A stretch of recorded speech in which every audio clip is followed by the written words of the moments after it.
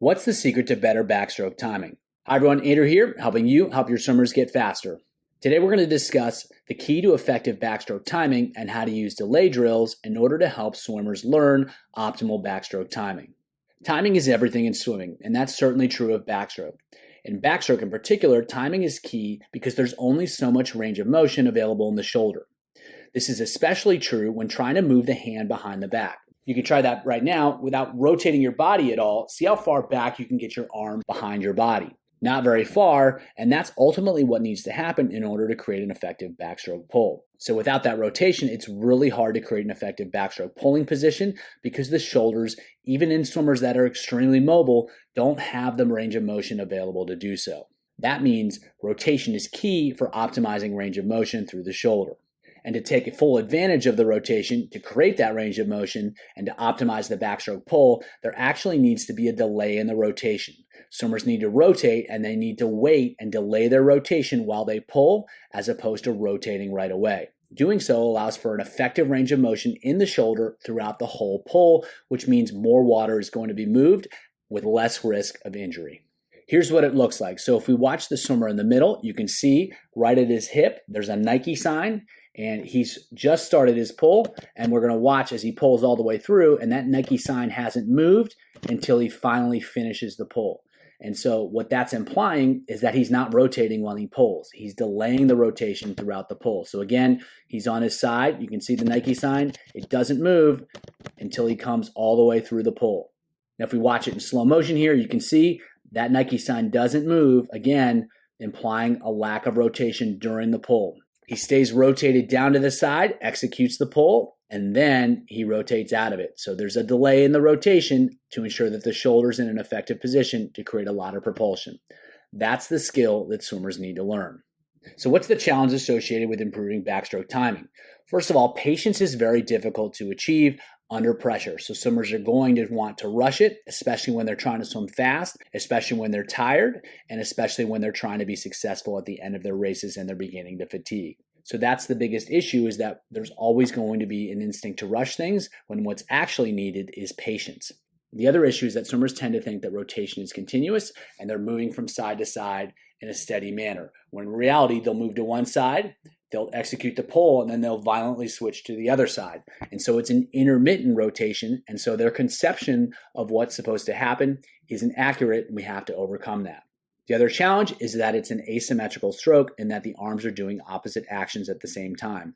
And so while what swimmers trying to execute the pull and be patient and delay the rotation, they've also got to manage the recovering arm on the other side, which can be a lot for swimmers to work on and a lot to manage all at the same time.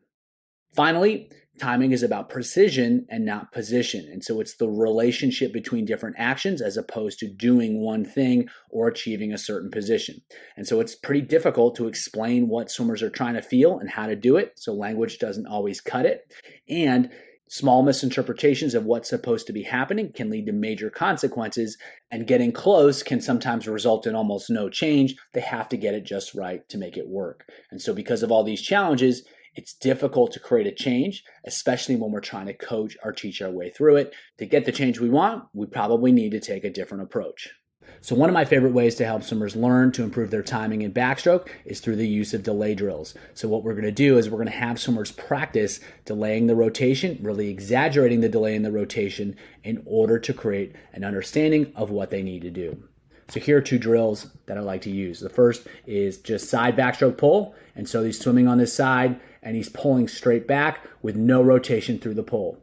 And so it's a simple action that allows swimmers to feel what it's like to pull without rotating. Again, this is not necessarily what they're going to be doing in backstroke, but we're exaggerating the sensation so that they get a really good understanding. Next is what I call delay backstroke. So it's one arm at a time. They're going to pull through, delaying the rotation, and then they switch sides after that. So there's a lot of patience on the side, there's patience through the pull, and they're only allowed to move through the stroke cycle as fast as they can while delaying the rotation. So again, it helps swimmers feel what it's like to stay on the side when they're pulling. It's an exaggeration so that they can really understand what's happening and hopefully take that through with them into their regular backstroke swimming. So again, the purpose here is to magnify the skill. We're exaggerating the delay of the rotation and practicing pulling with zero rotation. Let them feel the delay, let them feel the strength of the pull because they're going to be in a really strong position to pull with.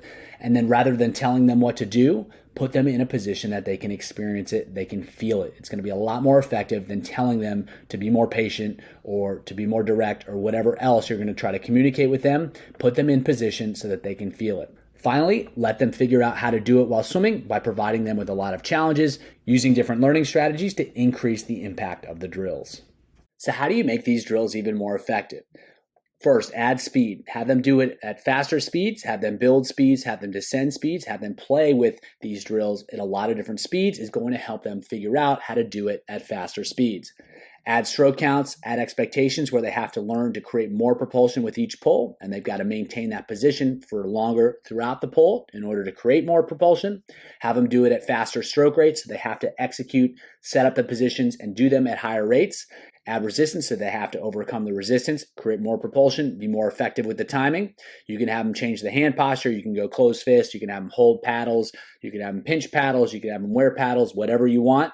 That's going to challenge their ability to create propulsion, and it'll also change the feel of how they're creating propulsion as they pull through and do so with altered timing. Finally, combine these strategies in as many different ways as you can think of and create unique challenges that swimmers have to figure out and have to overcome in order to help improve their skills. It's all effective, and whenever you challenge these drills, you'll challenge these skills and you'll make it more likely that it's going to show up in their backstroke and when they're racing backstroke.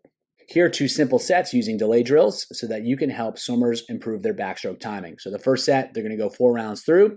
They're going to go 425 side pull, odds left, evens right, and they're going to build a strong with each one. Then they're going to go 450s as 25 delay backstroke plus 25 backstroke. They're going to descend those 1 to 4 to strong. Rounds 1 through 3, they're going to use different training aids, so they can use paddles, fins, buoy, band, whatever you want, whatever combination you want. Just change it up each round so they get a little bit different feel for what they're doing each time. And the last round, no training aids, just let it happen and see if they can execute. Second set is 3 rounds through. They're going to go 225 side pull with a parachute. The odds left arm, evens are right, and they're trying to minimize stroke count and time. So they have to be long, they have to be fast, they have to be effective with each pull. Then they're going to go right into 4 rounds of a 25 delay backstroke. They're going to build that to fast, so they're executing that skill with more and more speed, still delaying the rotation. Then they're going to go 125 backstroke, descend 1 to 4 at the same stroke count, so they have the opportunity to apply what they're learning in the delay backstroke into the regular backstroke. And that pairing is going to happen many times, so they have multiple opportunities, multiple chances to figure out what to do and how to make it happen, both during the drill and when it really matters, which is backstroke swimming. Hope that was helpful. As always, keep it simple.